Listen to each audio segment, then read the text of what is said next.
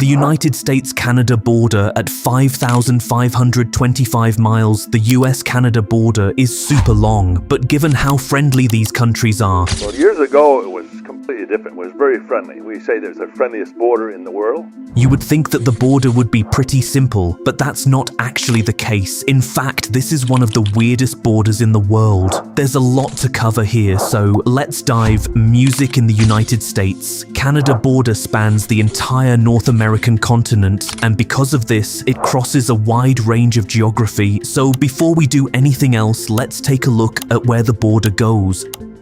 Over the years, it had grown in tremendously, and it was hard to even see where the border was. So starting on the Atlantic coast between Maine and New Brunswick, the border first wanders north through thick forests in rugged highlands before circling back around to the south where it follows the 45th parallel to the Great Lakes. They thought the border was going to be on the 45th parallel, and it's actually about a half a mile north.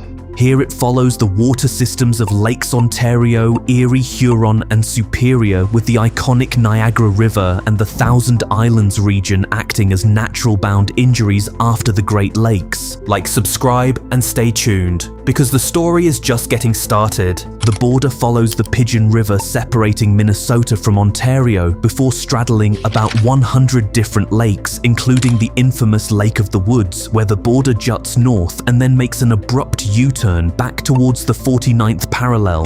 It's basically that mistake that we have today.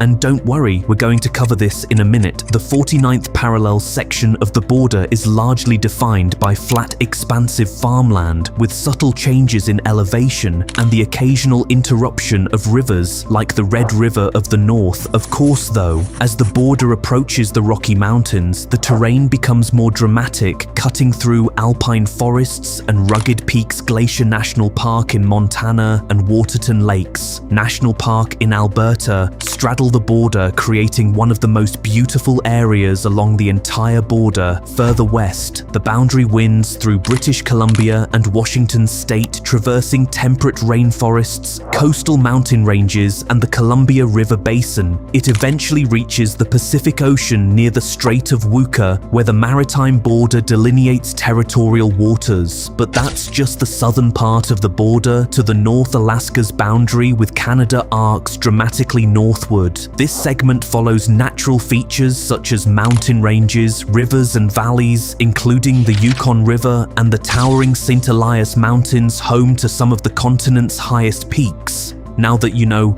the border's path, let's dive into all of the weird bits and pieces of it. As already mentioned, the US-Canada border is 5,525 miles, which already makes it the longest international border in the world. To put that in perspective, the second longest border, the one between Russia and Kazakhstan, is significantly shorter at 4,254 miles. That's an incredible length for a border, considering that any place where you can cross over has to be staffed by border agents from both countries. That said, though, and thankfully for both countries, the border remains undefended from a military standpoint, a testament to the peaceful existence between the two countries. Though there are quirks. Canada, America. Do not enter. The first really weird part of this border is between Vermont and Quebec Derby line. Vermont is in a unique situation where the international border cuts through the town and even through buildings. A wonderful place to be. It's like we are at the center of everything. The most famous example of this is the Hasel Free Library and Opera House, which was deliberately constructed astride the border in the early 1900s as a symbol of international friendship today. The library's front door is in the United States, while its bookshelves and reading room are in Canada. Visitors can cross the border simply by stepping from one room to another, although stricter post-9/11 border security has complicated this otherwise charming arrangement. The border also slices through private homes, meaning residents might eat breakfast in the US and sleep in Canada. We have houses that are divided You should note though that if you want to fully enter Canada proper, you'll still need to go through customs via the road down the street. Speaking of roads crossing borders though, there's one road also located in Vermont that does cross the border into Canada for about 550 feet. Before dipping back into the United States just outside the town of Richford is East Richford Road, which crosses into Canada by about 100 feet. And unlike basically every other road that goes into Canada, you don't need to go through customs for this one, though you certainly won't be driving much farther into Canada either. A large portion of the US-Canada border famously follows the 49th parallel, stretching about 1,260 miles from Minnesota's Lake of the Woods to the Strait of Georgia in the Pacific Northwest, often cited as one of the world's longest straight borders. But the story gets even more intriguing. The 49th parallel doesn't continue straight to Lake Superior as one might expect. Instead, the border dips south along the Pigeon River, a quirk rooted in the 1783 Treaty of Paris, which ended the American Revolutionary War.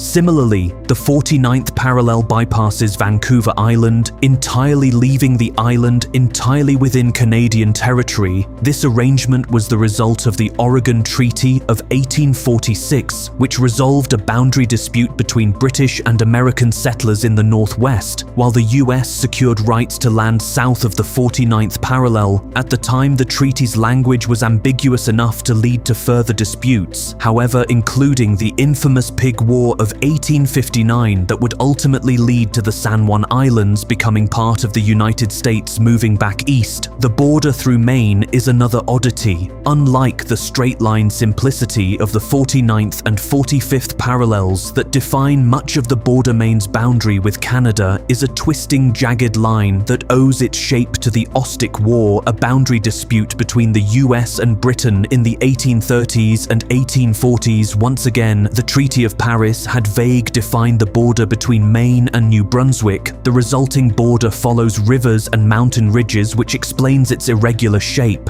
But the question remains, why didn't they simply extend the 45th parallel, which forms much of the border between Vermont and Quebec eastward, to the Bay of Fundy? Let's first head to the northwest angle of Minnesota, a small piece of land north of the 49th parallel that is cut off from the rest of the United States. This border oddity is the result of yet another treaty mishap, the Treaty of Paris, that defined the northwest boundary of the US as running through the northwest angle of the Lake of the Woods, was based on faulty maps of the region. At the time when the true geography of the lake was uncovered, it left this isolated pocket of US territory accessible only by boat or by crossing through Canada. Today, about 100 people live in the area. Further west lies Point Roberts, Washington, a tiny US exclave south of Vancouver. This community exists because the 49th parallel slick through the southern tip of the Soissons Peninsula.